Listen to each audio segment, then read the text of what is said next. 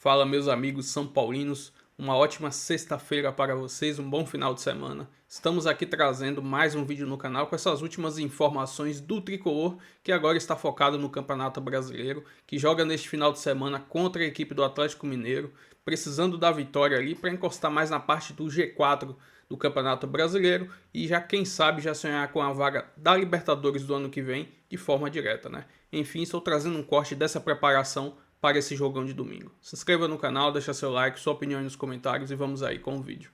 Paulo, vamos trazer o Felipe Brizola aqui no nosso telão. São Paulo também classificado para as quartas de final da Libertadores. Foi um pouco tenso, mas o importante é que o time tá lá. E tem expectativa de trazer reforços também, né, meu querido? E fale também da preparação do time para enfrentar o Atlético Mineiro no final de semana. Tudo bem, Joana? Bom dia, né? Boa tarde já. Um abraço para você, para todo mundo que nos acompanha. O São Paulo, sim, o São Paulo tá aliviado, digamos assim, né? Era muito importante para o clube se manter na Copa Libertadores por questões orçamentárias, por questões de pretensão, porque é um planejamento que entende que pontos corridos vai ficando mais difícil pela distância que já tem ali do Flamengo e pelo começo ruim do São Paulo no Campeonato Brasileiro, ainda que a equipe esteja em recuperação. Então foi aquele alívio, não foi só para o clube pela emoção do jogo, né, por tudo que aconteceu, disputa por pênaltis, uma partida tensa contra o bom time do Atlético Nacional, mas também porque agora vai dar tempo de recuperar atletas importantes, né? O São Paulo vem sofrendo nos últimos anos com muitas lesões de atletas em reta final de temporada, então o São Paulo tem uma chance considerável de ter, por exemplo, para essas quartas de final da Copa Libertadores, o Wendel, lateral esquerdo, que estava muito bem quando se machucou, e o Enzo está segurando a onda sozinho ali. O Arboleda, que também vinha se destacando, até fazendo gols, né, numa fase mais artilheira dele, e ele também se machucou nessa preparação para esses jogos da Libertadores. E tem o Oscar ainda, né? O Oscar é uma situação um pouco mais difícil. O que a gente tem? Porque o São Paulo agora vai ter um pouco de respiro, não vai jogar a Copa do Brasil no meio da semana que vem, depois tem data FIFA, não compensa forçar o Wendel e o Arboleda para que eles voltem agora contra o Atlético Mineiro no domingo ou contra o Cruzeiro no outro fim de semana. Então o São Paulo tende a segurar os dois nesses 10 dias, que aí tem mais a data FIFA, o São Paulo vai ficar 14 dias sem partidas e aí os jogadores podem voltar numa situação muito melhor. A questão do Oscar é mais difícil, ele ainda sente dor, está com muita limitação no movimento, são 3 vértebras fraturadas, né, que ele teve lá no jogo contra o Corinthians. Então o Oscar depende aí de uma recuperação que evolua nesses próximos dias, próximas semanas, para ele ter condição, por exemplo, de enfrentar a LDU lá no meio de setembro, quando o São Paulo começa a disputar as quartas de final da Libertadores. Mas tem jogador chegando, então o Tolói deve sair. O Tolói já foi contratado, anunciado, tá treinando bem, pelo que o pessoal tem dito. Ele ainda tá um pouco sem ritmo, porque a última partida foi em maio lá na Atalanta. Mas ele já pode ir para o jogo no domingo, ele deve aparecer no BID ainda nessa sexta-feira, né, o boletim de inscrição, né, digamos assim, da CBF. E depois ele deve ficar, evidentemente, no banco, mas começa a ganhar minutos. É importante porque o São Paulo tem ido para os jogos sem jogadores de zaga no banco. Outro jogador que deve ser anunciado, se der tudo certo, hoje à tarde, é o Mailton, jogador lateral direito, que estava na Chapecoense, pertencia ao Metalista. São Paulo fez uma engenharia ali de uma dívida passada do atacante Paulinho Boia que os ucranianos deviam, conseguiu trazer o jogador, não vai ser por empréstimo, contrato até o fim de 2027. E o lateral direito está lá no CT, já fez exame médico. Ontem e hoje ele faz ali algumas avaliações físicas, mas eles estão resolvendo mais a parte burocrática. Se der tudo certo, o anúncio oficial sai daqui a pouco, sai nessa sexta-feira. E aí ele também é outro jogador, esse está com ritmo, vinha jogando e deve ajudar muito porque o Cédric, assim como o Enzo, está segurando sozinho a onda ali na lateral direita. O Mike vem ajudando, mas o São Paulo passa a ter um jogador mais experiente para ajudar. Tá certo, Joana? Mais do que certo. Felipe Brizola trazendo as informações do Tricolor paulista. E agora a gente vai lá para os Estados Unidos, vamos para Nova York, vamos trazer... Antes, falando sobre a venda de jogadores, e aí, né, vamos só dar um exemplo aqui.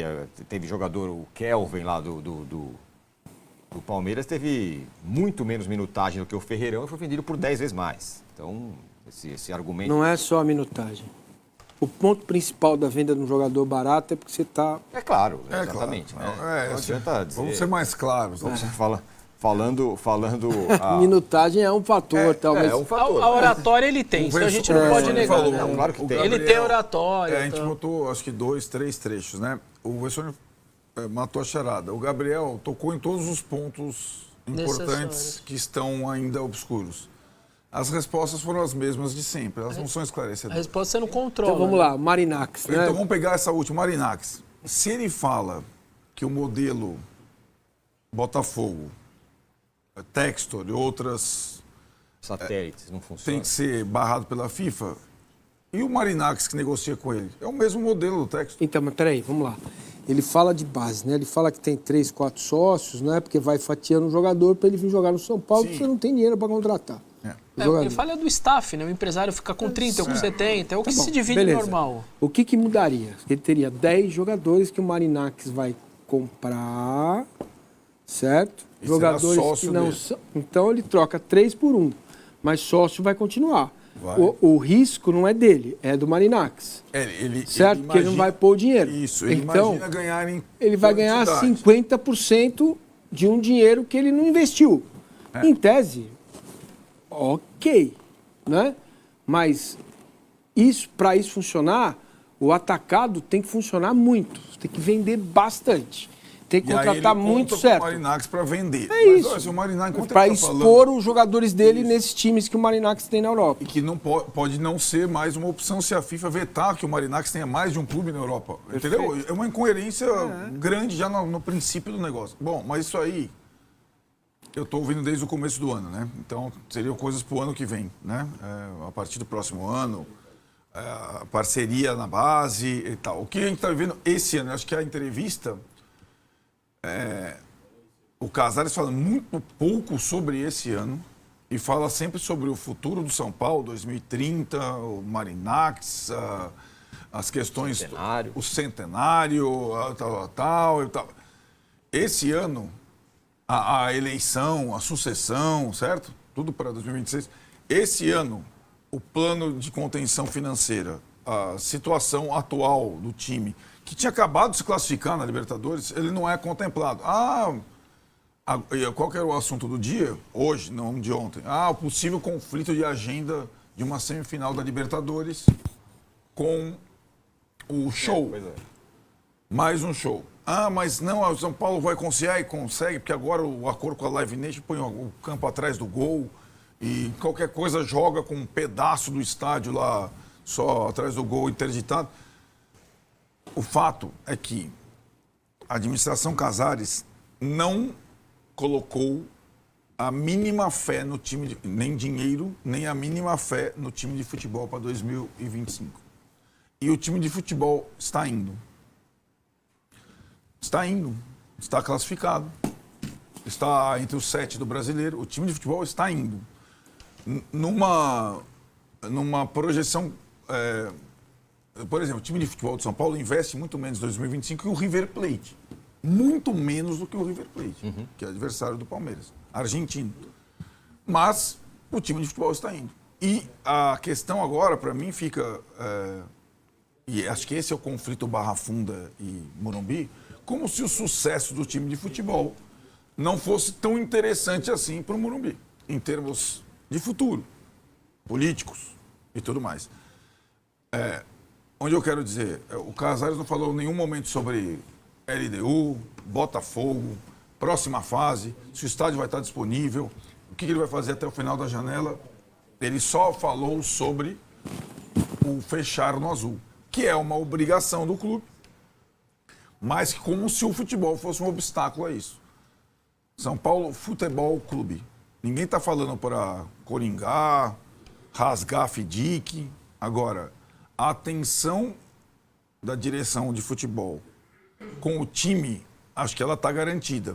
E as cenas do Morumbi, depois do jogo contra o Atlético Nacional, comprovam isso.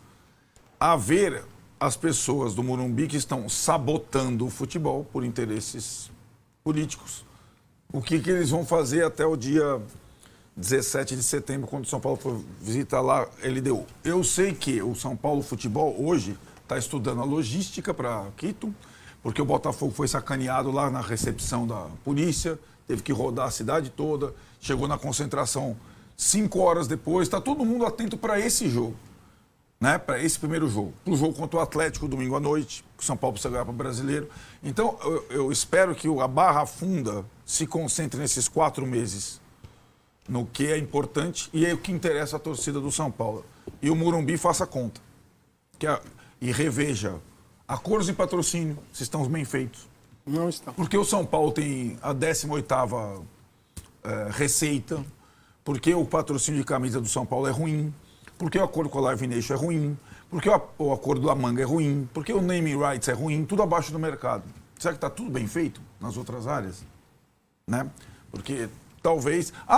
e falando da base, a meta de vendas já foi cumprida e batida com sobras. Depois da saída do Ferreirão, do orçamento. Cara, assim, ó... O Belmonte falou aquele dia, né? Falou assim, se precisar vender mais para fechar nas ruas, vender mais. Isso foi antes da confirmação da venda do Ferreirão. Sim. O São Paulo já... Não, mas assim, assim, se vender o Ferreirão e não bater a chegar nas ruas, vai vender mais. Vai vender mais. Agora estão falando de Rodriguinho, Borussia, sei lá se vai ter mais. Mas como eu disse, o Mancini não só seca, como aí as possibilidades mínimas esportivas para a temporada com um elenco desse tamanho, elas vão se esvaindo, certo? O que você ia falar, Márcio?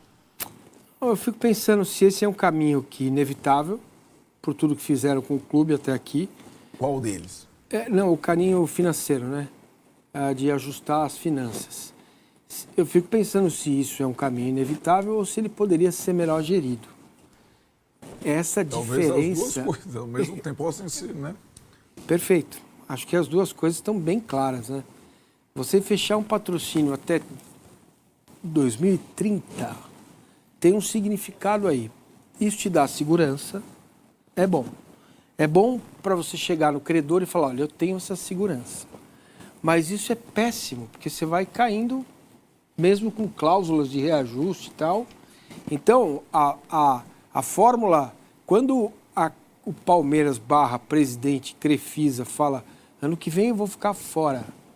Você dá ao mercado um olhar, fala, putz, e aí vai ter um espaço aí interessante, o clube e tal. E a negociação já foi excelente para o Palmeiras, pulou de X para 100 e tantos milhões, tá? Agora, o São Paulo, a minha dúvida é essa. Se não passar por isso, vai dar ao São Paulo a possibilidade de salto lá na frente, quando ele tiver no azul e chegar para o patrocinador e falar, vem cá. Hoje a gente não tem essa Você entende? Claro. Porque senão não vai valer a pena. Entendeu? Senão não tem sentido isso. Porque eu já acho... Porque uma coisa... Já falei, vou repetir, o São Paulo não pode arrecadar menos que o Palmeiras. O estádio do São Paulo é quase o dobro Só uma coisa, do Palmeiras. Eu espero que o São Paulo, essa possibilidade de uma hipotética semifinal ter que sair do Morumbi por causa do show, alguém lá do jurídico agora vai lá, olha lá o contrato, cláusula 43C.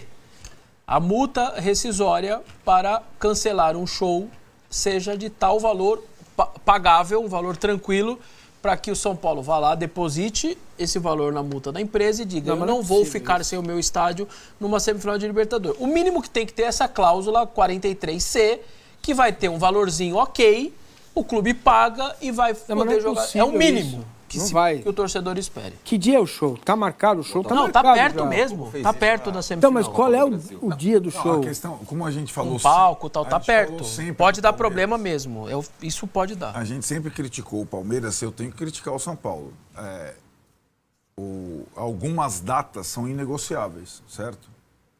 Porque o fim de um clube de futebol é o time de futebol. Ainda que o modelo do Palmeiras do estádio seja, neste momento, um negócio híbrido, para o Palmeiras também isso muitas vezes é colocado. Como é que vai ter que jogar a final com o gol tapado, não sei o que lá.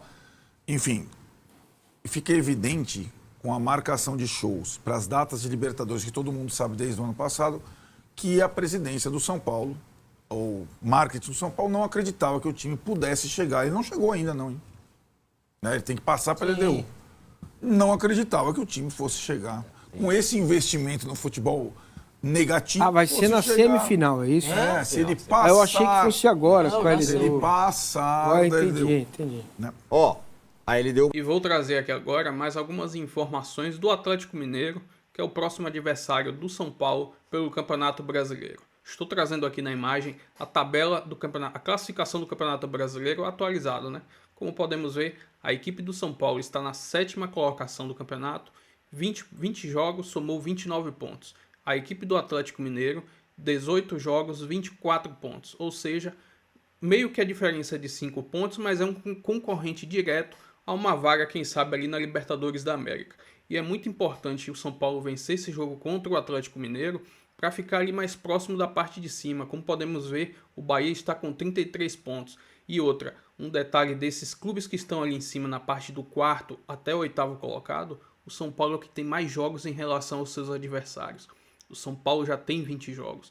Essas outras equipes que estão ali próximas somente têm 18 pontos, ou seja, eles têm a vantagem de fazerem mais pontos, quem sabe, e se distanciar ali do São Paulo.